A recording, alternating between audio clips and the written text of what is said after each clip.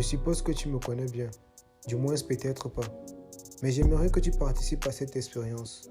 L'idée est de voir qui est intéressé par les statuts qui n'ont pas de photos ou de vidéos, mais simplement des mots purement enrichissants. Nous sommes tellement concentrés sur la technologie que nous oublions la chose et la personne la plus importante, Dieu.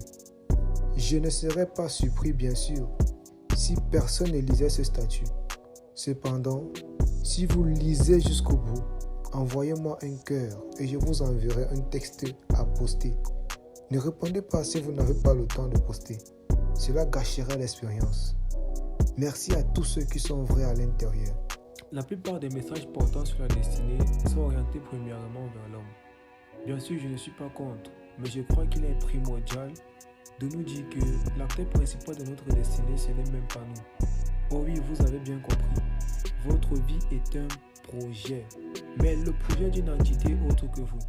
Votre destinée, avant qu'elle ne soit la vôtre, est d'abord et surtout un projet divin. Et ce que je sais des choses divinement orchestrées, c'est que l'intelligence humaine ne peut saisir la tonalité de son équation parce qu'elle est tellement grandiose. Vous êtes un acteur de votre destinée, mais pas le principal. Vous avez des responsabilités, mais pas toutes les responsabilités. La vérité est que Dieu se préoccupe beaucoup plus de votre destinée que vous-même. Votre dos est assez fragile pour porter le fardeau d'une vie.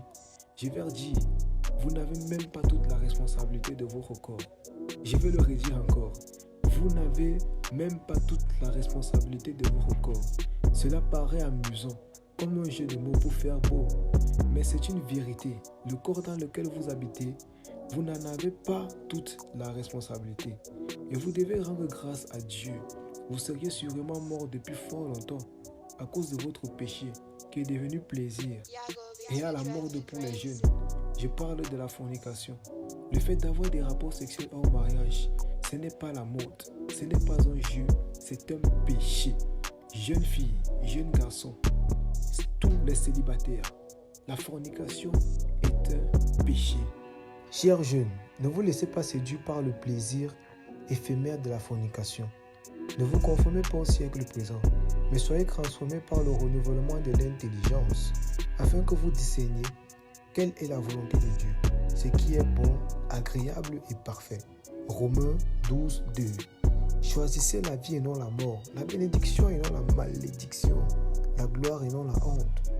Dieu vous aime, il a un plan merveilleux pour votre avenir. Il vous réserve le meilleur si vous lui obéissez. Il vous réserve le meilleur si vous lui obéissez. Que Dieu vous bénisse et qu'il vous garde dans sa grâce.